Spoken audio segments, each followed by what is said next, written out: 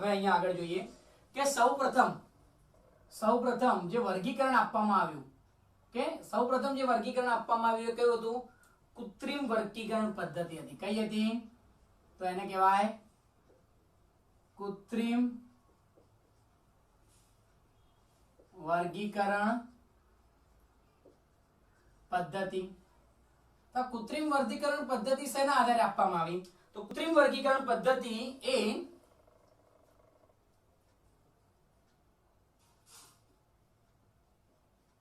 પ્રાકૃતિક રંગો ને આધારે, બીજું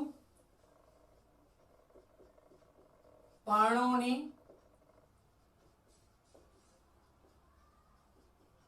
સંખ્યાને આધારે, ત્રીજું આકાર અને તેના ઉપર છેલ્લા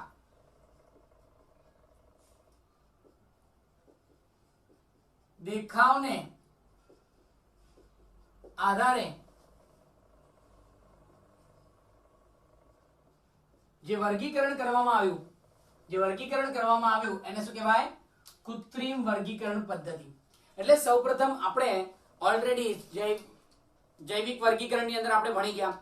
લિનિયસ દ્વારા 2 સૃષ્ટિ વર્ગીકરણ આપ્યું, ત્યારબાદ હિકેલ દ્વારા 3, કોપલેન્ડ દ્વારા 4 અને 5 સૃષ્ટિ વર્ગીકરણ કોણે આપ્યું હતું? તો RH વિટેકર દ્વારા આપવામાં આવ્યું. એ જ રીતે સૌપ્રથમ વનસ્પતિના આકાર, વનસ્પતિના રંગો, વનસ્પતિમાં પર્ણોની સંખ્યા, એના ઉપર છેલ્લો દેખાવને આધારે કૃત્રિમ વર્ગીકરણ પદ્ધતિ આપી. ત્યારબાદ એના પછી નૈસર્ગિક વર્ગીકરણ પદ્ધતિ આપવામાં આવી, પરંતુ અંતસ્થ રચના, પછી સૂક્ષ્મ રચના, અંતસ્થ રચના, સૂક્ષ્મ રચના, એમાં જે ભ્રૂણ વિદ્યા હોય કે કેવી રીતે ભ્રૂણનો વિકાસ થાય છે એના આધારે, એટલે ભ્રૂણ અને ભ્રૂણ વિદ્યા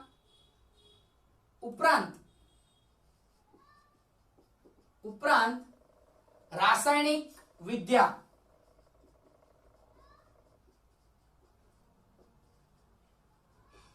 ને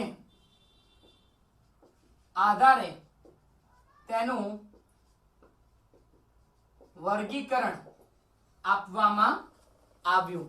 એટલે બેટા પહેલું કૃત્રિમ વર્ગીકરણ એ ફક્ત બાહ્યાકાર વિદ્યાને કારણે આપવામાં આવ્યું કે પર્ણોના રંગ કેવા હશે, પર્ણોની સંખ્યા કેટલી હશે, એના આકાર કેવો હશે, ઉપર છેલ્લા દેખાવના આધારે કરવામાં આવ્યું. જ્યારે નૈસર્ગિક વર્ગીકરણ પદ્ધતિ છે એના આધારે, તો એની અંતસ્થ રચના, એની સૂક્ષ્મ રચના, એની ભ્રૂણ વિદ્યા, એના રાસાયણિક વિદ્યા, આ બધાના આધારે જે વર્ગીકરણ આપવામાં આવ્યું એને શું કીધું? નૈસર્ગિક વર્ગીકરણ પદ્ધતિ. ત્યારબાદ આગળ જોઈએ બેટા તો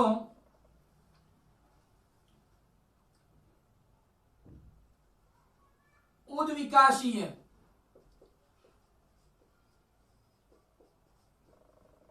વર્ગીકરણ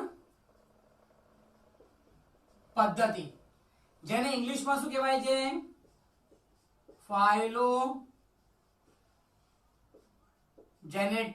આ બધાને આપણે ઇંગ્લિશમાં જોઈએ તો આને કહેવાય નેચરલ ક્લાસિફિકેશન. આને કહેવાય કૃત્રિમ એટલે આર્ટિફિશિયલ ક્લાસિફિકેશન. આને કહેવાય ફાઇલોજેનેટિક. એટલે આ શેના આધારે આપવામાં આવ્યું કે વનસ્પતિના ઉદ્વિકાસ કે વનસ્પતિનો વિકાસ કેવી રીતે થયો છે, ઓકે, તો એના આધારે વર્ગીકરણ આપવામાં આવ્યું. તો જે વનસ્પતિના ઉદ્વિકાસને આધારે વર્ગીકરણ આપવામાં આવ્યું, જેમાં એવું કહેવાય કે એક જ વર્ગકની અંદર સમાવેશ થતા વનસ્પતિના લક્ષણો કેવા હશે? સમાન હશે. કે જેમાં એવું કહેવાય કે એક જ વર્ગકમાં સમાવિષ્ટ થતા વનસ્પતિના લક્ષણો સમાન હોય છે કે એટલે બેટા કૃત્રિમ વર્ગીકરણ પદ્ધતિ બાહ્યાકાર વિદ્યાને આધારે, નૈસર્ગિક વર્ગીકરણ પદ્ધતિ એની અંતસ્થ રચના, સૂક્ષ્મ રચના, ભ્રૂણ વિદ્યા, રાસાયણિક વિદ્યાને આધારે, ફાઇલોજેનેટિક ઉદ્વિકાસને આધારે એના પછી છે સંખ્યાકીય વર્ગીકરણ પદ્ધતિ.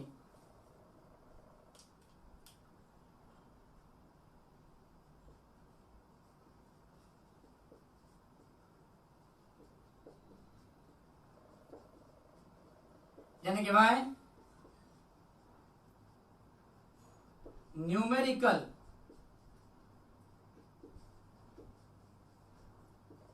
Classification system.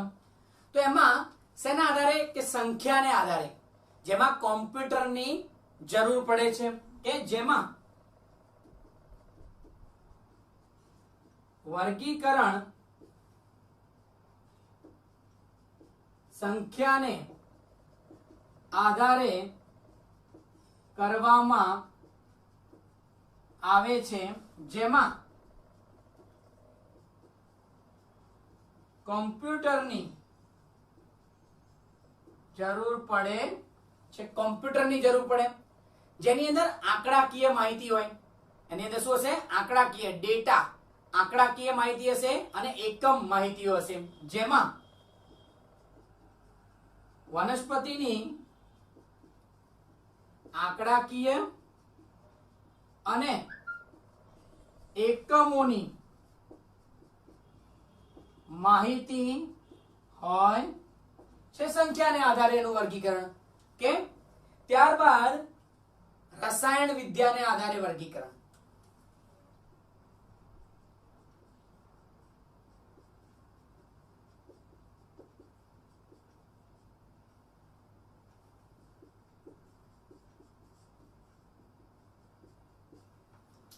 ઓકે, એને શું કહેવાય? તો એને કહેવાય કીમો ટેક્સોનોમી. એટલે વનસ્પતિની અંદર કયા પ્રકારના રસાયણો છે એને આધારે વનસ્પતિનું વર્ગીકરણ કરવામાં આવે કે વનસ્પતિમાં આવેલ રસાયણોને આધારે વનસ્પતિનું વર્ગીકરણ. તો એને શું કહેવાય? કીમોટેક્સોનોમી હતી રસાયણ વિદ્યા. એના પછી છે સાઇટોટેક્સોનોમી.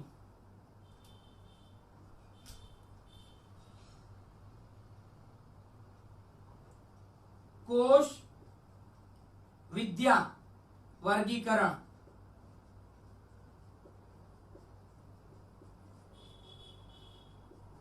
જેને શું કહેવાય? સાઇટોટેક્સોનોમી. તો એમાં શું થશે બેટા? કોષ વિદ્યા આધારે વર્ગીકરણ. સાઇટોટેક્સોનોમી નો મતલબ કે કોષની અંદર આવેલા રંગસૂત્રને આધારે વર્ગીકરણ, કે કોષમાં આવેલ રંગસૂત્રને આધારે વર્ગીકરણ. તો એને કહેવાય કોષ વિદ્યા વર્ગીકરણ. આમ અલગ અલગ પ્રકારના વર્ગીકરણની પદ્ધતિઓ છે બેટા. ફરી એકવાર જોઈએ. કૃત્રિમ વર્ગીકરણ પદ્ધતિ એટલે કૃત્રિમ રંગોને આધારે પર્ણોની સંખ્યા, પ્રકાર, એનો આકાર અને ઉપર છેલ્લા દેખાવને આધારે જે વર્ગીકરણ કરવામાં આવે એને શું કહેવાય? કૃત્રિમ વર્ગીકરણ પદ્ધતિ. એના પછી બીજી પદ્ધતિ છે નૈસર્ગિક વર્ગીકરણ પદ્ધતિ, જે બાહ્યાકાર વિદ્યા જ નહીં પરંતુ એની અંતસ્થ રચના, એની સૂક્ષ્મ રચના, એનો ભ્રૂણ વિકાસ, ભ્રૂણ વિદ્યા અને એના રાસાયણિક વિદ્યાને આધારે જે વર્ગીકરણ કરવામાં આવે એને શું કહેવાય? નૈસર્ગિક વર્ગીકરણ પદ્ધતિ. એના પછી ઉદ્વિકાસીય વર્ગીકરણ પદ્ધતિ. ઉદ્વિકાસીય વર્ગીકરણ પદ્ધતિ એટલે ઉદ્વિકાસને આધારે કે પહેલા લીલ હતી, લીલમાંથી એકંગી, એકંગીમાંથી દ્વિઅંગી, દ્વિઅંગીમાંથી ત્રિઅંગી, ત્રિઅંગીમાંથી અનાવૃત અને આવૃત, એમ ધીરે ધીરે ઉદ્વિકાસ થયો હશે. તો એ ઉદ્વિકાસને આધારે જે વર્ગીકરણ કરવામાં આવે છે એને કહેવાય ઉદ્વિકાસીય વર્ગીકરણ પદ્ધતિ, જેમાં એક જ વર્ગકની અંદર સમાવેશ થતા સજીવો કે એક જ વર્ગની અંદર સમાવેશ થતા વનસ્પતિમાં જે રચના હશે, જે લક્ષણો હશે એ કેવા હશે? સમાન હશે. સંખ્યાકીય વર્ગીકરણ પદ્ધતિ, આમાં સંખ્યાને આધારે વર્ગીકરણ કરવામાં આવે છે, જેમાં કોમ્પ્યુટરની જરૂર પડે કે તમારે ડેટા કોમ્પ્યુટરની અંદર ફીડ કરવું પડે, કોઈ એકમ હોય, કોઈ આંકડાકીય માહિતી હોય, એના આધારે વર્ગીકરણ. કીમોટેક્સોનોમી, રાસાયણિક વિદ્યાને મીન્સ વનસ્પતિની અંદર કયા પ્રકારના રસાયણો આવેલા છે, આલ્કોહોલ છે, ફ્લેવોનોઇડ્સ છે, ગ્લાયકોસાઇડ્સ છે. તમને અત્યારે આ બધા વર્ડ જે બોલું છું એ નવા લાગશે, પણ એ તમારે જરૂરી નથી. પણ વનસ્પતિની અંદર જે પ્રકારના રસાયણો આવેલા હોય એ રસાયણોને આધારે વનસ્પતિનું જે વર્ગીકરણ કરવામાં આવે તેને કહેવાય કીમોટેક્સોનોમી. કીમો એટલે રાસાયણિક અને સાઇટો, સાઇટો એટલે કોષ. તો કોષ વિદ્યાને આધારે વર્ગીકરણ એટલે વનસ્પતિની અંદર રંગસૂત્ર જે પ્રકારે આવેલા હોય એ રંગસૂત્રની સંખ્યા, રંગસૂત્રના આકાર, રંગસૂત્રના લક્ષણોને આધારે જે વર્ગીકરણ કરવામાં આવે એને શું કહેવાય છે? સાઇટોટેક્સોનોમી, કોષ વિદ્યા વર્ગીકરણ. હવે આગળ જોઈએ વનસ્પતિ સૃષ્ટિનું વર્ગીકરણ.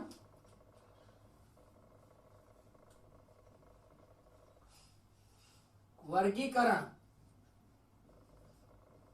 ઉદ વિકાસને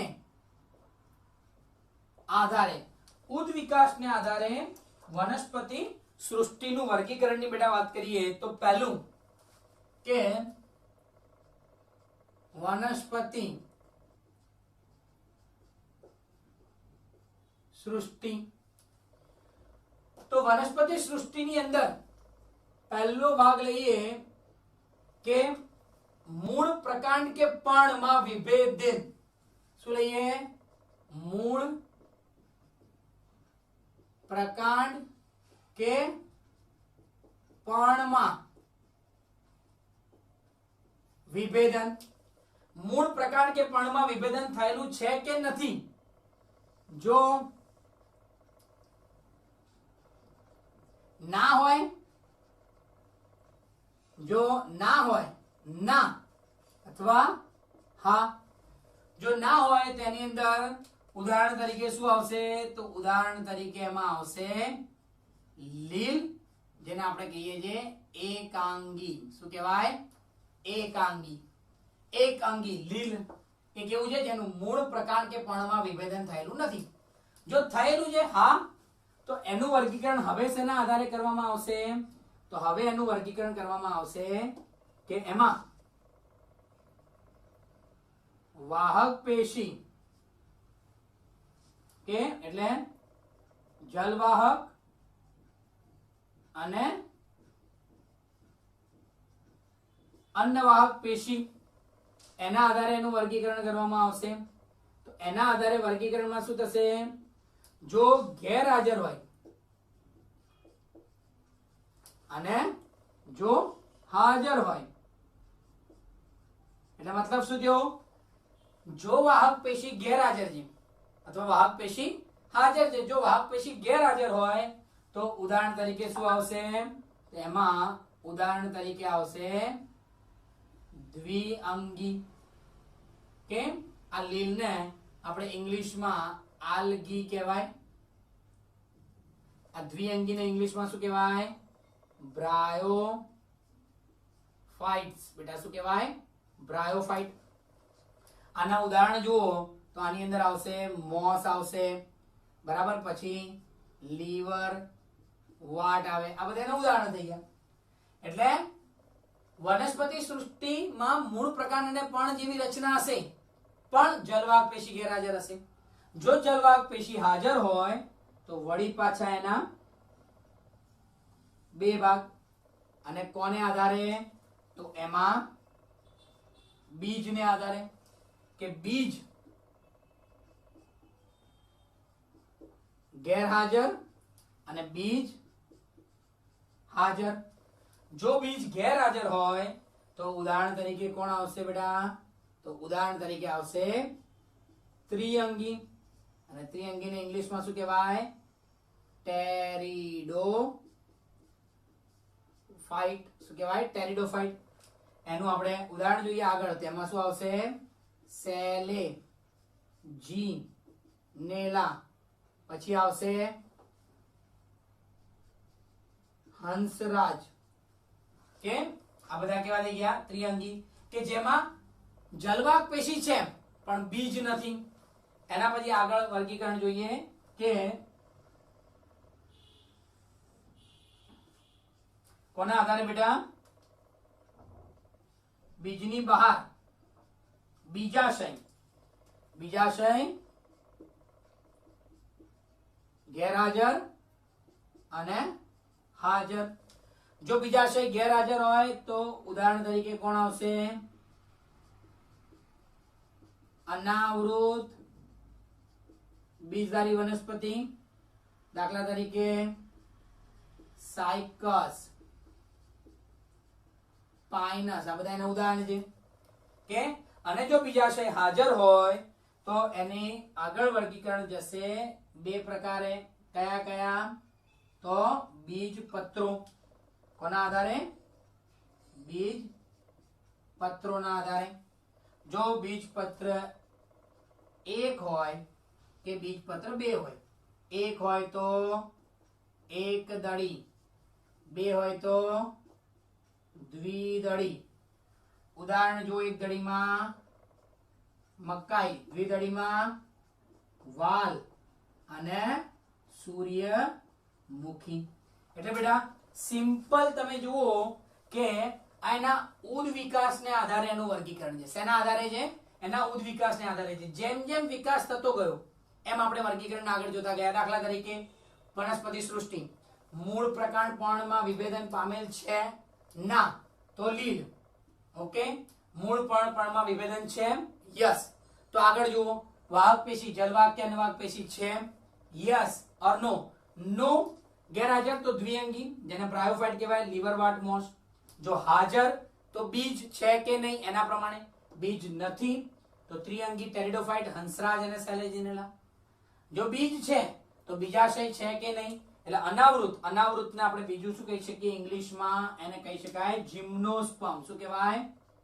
જિમ્નોસ્પર્મ. કે અને હાજર હોય ને તો બેટા એનું નામ છે આવૃત. શું કહેવાય? આવૃત. જેને કહેવાય એન્જિયોસ્પર્મ. શું કહેવાય? એન્જિયોસ્પર્મ. કે જો બીજાશય ગેરહાજર તો અનાવૃત, બીજાશય હાજર તો આવૃત. આવૃતમાં પણ એના બીજની સંખ્યાને આધારે બીજપત્રોની સંખ્યા એક હોય તો એક દળી, બે હોય તો દ્વિદળી. આમ વનસ્પતિ સૃષ્ટિનું વર્ગીકરણ કોના આધારે છે? તો એના ઉદ વિકાસને આધારે. હવે એના પછી આપણે જોઈએ વનસ્પતિ વર્ગીકરણ એના પુષ્પને આધારે. પુષ્પ છે કે નથી? પુષ્પને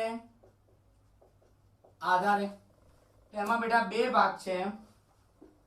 એક આપણે લઈએ કે અહીંયા હું ટાઇટલ આપું વનસ્પતિ સૃષ્ટિ. બે રીતે એનું વર્ગીકરણ થાય. અપુષ્પી વનસ્પતિ અને સપુષ્પી વનસ્પતિ. અપુષ્પી વનસ્પતિ અને બીજું છે બેટા